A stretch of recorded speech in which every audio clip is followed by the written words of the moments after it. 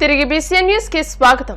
Purushottapatnam project ద్వారా Pithapuram నియోజకవర్గమంతా సస్యశ్యామలమవుతుందని Telugu Desam party రాష్ట్ర అధికార ప్రతినిధి పిఠాపురం మాజీ ఎమ్మెల్యే వర్మ పేర్కొన్నారు. కిర్లంపూడి మండలం కృష్ణాపురం వద్ద గోదావరి ఏలేరు జలాలు అనుసంధానమయ్యే ప్రాంతాన్ని రైతులతో కలిసి మాజీ ఎమ్మెల్యే వర్మ పరిశీలించారు.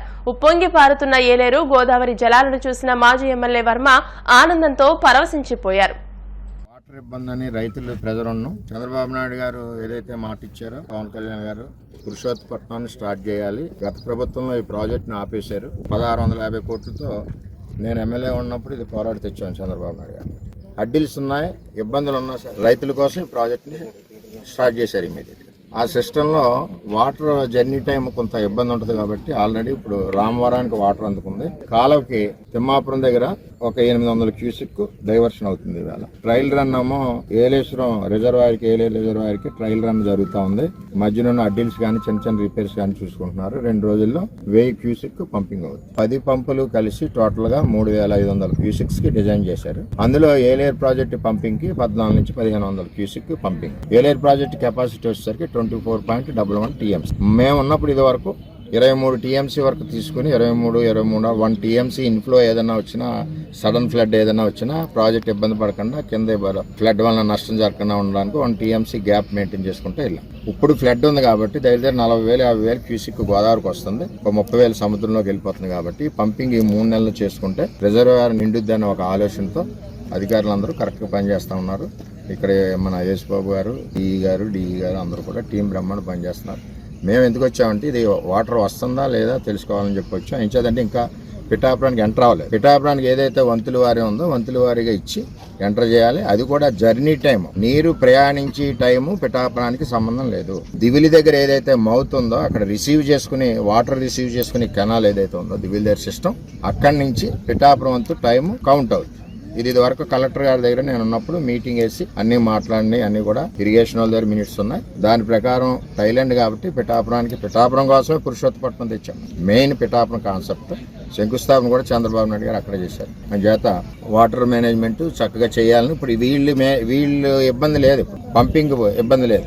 ఇబ్బంది వల్ల మన ప్రాజెక్ట్ నుంచి ఏలేరు ప్రాజెక్ట్ నుంచి అలాగే తిమ్మాపురం ఇక్కడి నుంచి వెళ్ళేది వంతుల వారి డైవర్షన్. మాకేమనండి అందరు రైతులు బాగోవాలి, అన్ని నియోజకవర్గాల రైతులు బాగోవాలి.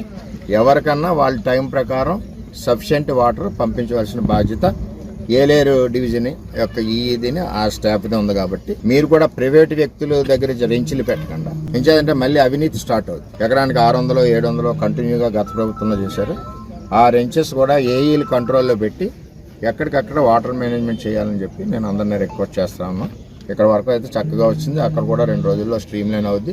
ఒక 2 రోజుల్లో పిఠాపురంలో ఏలేరు గోదావరి అనుసంధానం చేసిన 2 వాటర్లో కలిపి పరవళ్లు తొక్కుద్దని చెప్పి తెలియదు.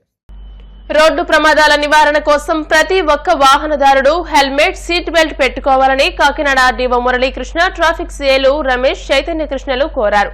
రహదారి భద్రతా నిబంధనలు, రోడ్డు ప్రమాదాల నివారణ కార్యక్రమంలో భాగంగా కాకినాడ ఐటీఐ కాలేజ్ ప్రాంగణంలో వాహనదారులకు అవగాహన కల్పించారు.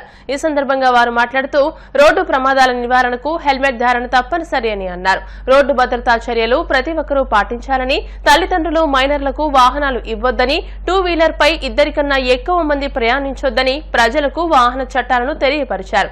ఈ కార్యక్రమంలో legal service authority panel advocate Vasantha, జిల్లా road safety medical officer Padmavathi, రవాణా శాఖ అధికారులు, సిబ్బంది, ట్రాఫిక్ పోలీస్ సిబ్బంది పాల్గొన్నారు. హెల్మెట్ పెట్టుకోవడం వల్ల వచ్చే లాభాల గురించి అవగాహన సదస్సు కండక్ట్ చేయడం జరిగిందండి.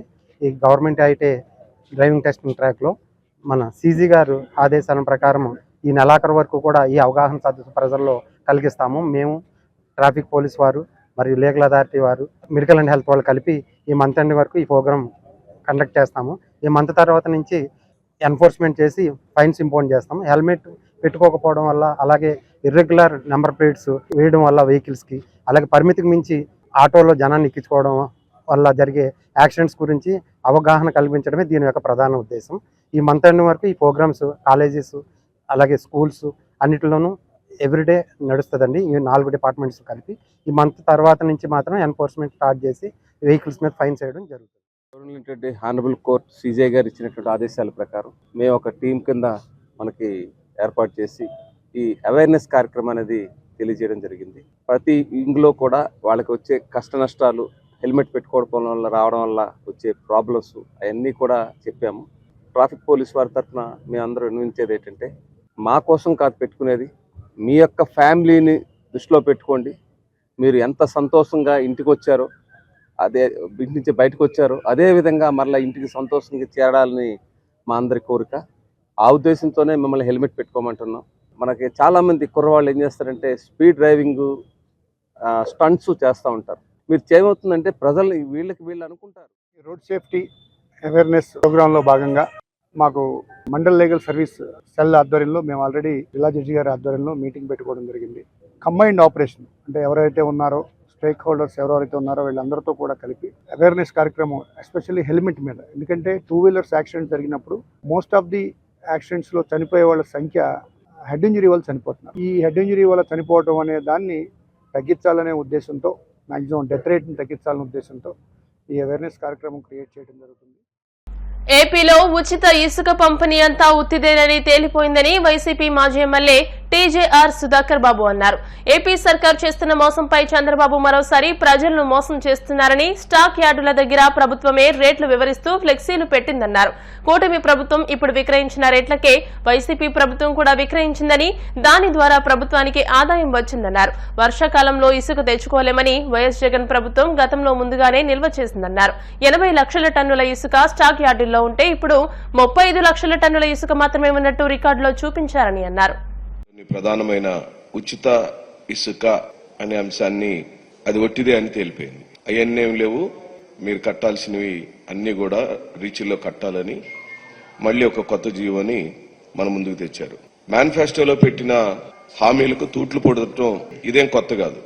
టీడీపీ కూటమి ఆధ్వర్యంలోని ప్రభుత్వం ఆ ఎన్నికల మేనిఫెస్టోలో హామీలన్నింటినీ తూట్లు పొడుచుకుంటూ ముందుకెళ్తుంది.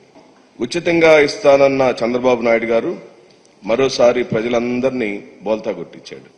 ఇసుక ఉచితంగా ఇవ్వకపోగా స్టాక్ యార్డుల వద్ద దారుణమైన రేట్లతో ఇసుకను విక్రయిస్తున్నట్టుగా అఫీషియల్ గా ప్రకటించేశారు.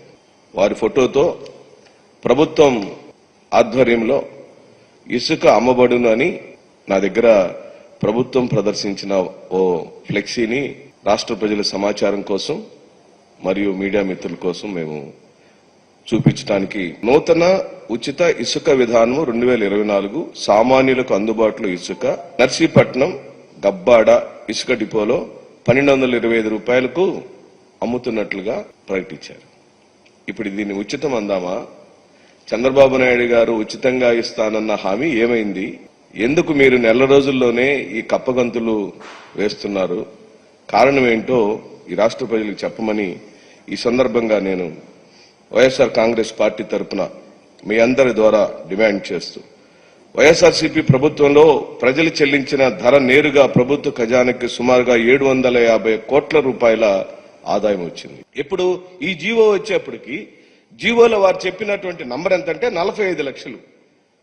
ఆ 80 లక్షలకు ఈ 45 లక్షల మధ్యలో ఉన్న వ్యత్యాసం ఏమైందని అడుగుతున్నాం. అయినా కూడా ఇప్పుడు మళ్ళీ అదే పాలసీ, అంటే 2014-19 కాలంలో ఎలాంటి పాలసీని తెలుగుదేశం పార్టీ అధికారంలో ఉండినప్పుడు ఆ రోజు చేసిన పాలసీనే ఇప్పుడు మళ్ళీ ఉచితం పేరుతో తీసుకొచ్చారు. ఉదాహరణకు చంద్రబాబు నాయుడు ప్రభుత్వం కొన్ని డిపోలో ప్రకటించిన రేట్లను పరిశీలిద్దాం. అనకాపల్లి జిల్లా నర్సీపట్నంలో డిపో దగ్గర ఈ ప్రభుత్వం 1225 రూపాయలకు ఇసుకను అమ్ముతున్న మాట నిజమా కాదా? లేదా ట్రాన్స్పోర్ట్ అంటే రీచ్ నుంచి స్టాక్ యార్డ్ వరకు అయ్యే ట్రాన్స్పోర్ట్ డబ్బులు కట్టాలి, ర్యాంప్ మెయింటెనెన్స్ డబ్బులు కట్టాలి, అలాగే అడ్మిన్ ఎక్స్పెన్సెస్ కట్టాలా, డిఎంఎఫ్ ఫీజు కట్టాలా, మెరిట్ ఫీజు కట్టాలా, జీఎస్టీ అని రకరకాల పేర్లతో మీరు ఈ డబ్బులను వసూలు చేసి ఈ డబ్బులను ఉచితమని ఎలా చెప్పగలుగుతారని అడుగుతాం. మా ప్రభుత్వం అయిపోయి మీ ప్రభుత్వం పవర్లోకి వచ్చినప్పుడు 80 లక్షల టన్నులు అందుబాటులో ఉందండి. మొత్తం రాష్ట్రం మొత్తం మీద 80 లక్షల టన్నుల ఇసుక స్టాక్ యార్డులలో అందుబాటులో ఉంది. ఇప్పుడు 45 లక్షల టన్నులు మాత్రమే ఉన్నట్టుగా ప్రభుత్వం చెబుతుంది. ఏ ఒక్కరికి ఇసుక అవసరమైనా తన సమీపంలోని రీచ్కి వెళ్లి తన సొంత ఖర్చులతో జేసీబీ ద్వారా తవ్వుకోనో లేకపోతే మనుషుల ద్వారా లోడ్ చేయించుకునో ఇసుక తెచ్చుకునే అవకాశాన్ని వెంటనే అమలు చేయమని, ₹1 కూడా ప్రజల దగ్గర నుంచి వసూలు చేయొద్దని, సీనరేజీల పేరుతో గాని, ట్రాన్స్పోర్ట్ పేరుతో గాని, రీచ్ల మెయింటెనెన్స్ పేరుతో గాని, తదితర అంశాల పేరుతో గాని, జీఎస్టీ పేరుతో గాని ఎక్కడ కూడా బాదుడు కార్యక్రమం చేయొద్దని బాబు గారికి చెబుతూ సెలవు తీసుకుంటారు. ఏలూరు జిల్లా ద్వారకా తిరుమలలో కొలువైన శ్రీ జగన్నాథ స్వామి రథోత్సవాల్లో భాగంగా జరుగుతున్న అలంకార మహోత్సవాలు భక్తులను అలరిస్తున్నాయి. ఈ క్రమంలో శ్రీలక్ష్మి సమేతంగా కొలువై శంకు చక్రాలను ధరించి అభయ హస్తాన్ని ప్రసాదిస్తూ వరాహావతారంలో స్వామి మంగళవారం భక్తులను అనుగ్రహించారు. పురాతన లక్ష్మీపురం ఆలయ ప్రాంగణంలోని మండపంలో జగన్నాథుడు రోజుకో అలంకారంలో సాక్షాత్కరిస్తున్నారు. వరాహ రూపంలో ఉన్న స్వామిని భక్తులు దర్శించుకుని తరించారు. వార్తలు ముగించే ముందు ముఖ్యాంశాలు మరోసారి. కేంద్రం నిధులను వైసీపీ దారి మళ్లించిందన్న కేంద్ర సహాయ మంత్రి భూపతిరాజు శ్రీనివాస వర్మ.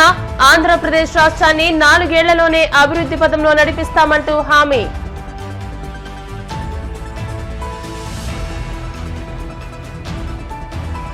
కృష్ణాపురం వద్ద గోదావరి ఏలేరు జలాలను చూసి పులకించిన మాజీ ఎమ్మెల్యే వర్మ.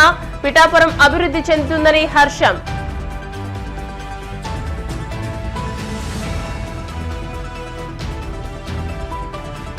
రహదారి భద్రతా నిబంధనలు పాటించాలి, వాహనదారులకు సూచించిన కాకినాడ ఆర్డీఓ మురళీకృష్ణ.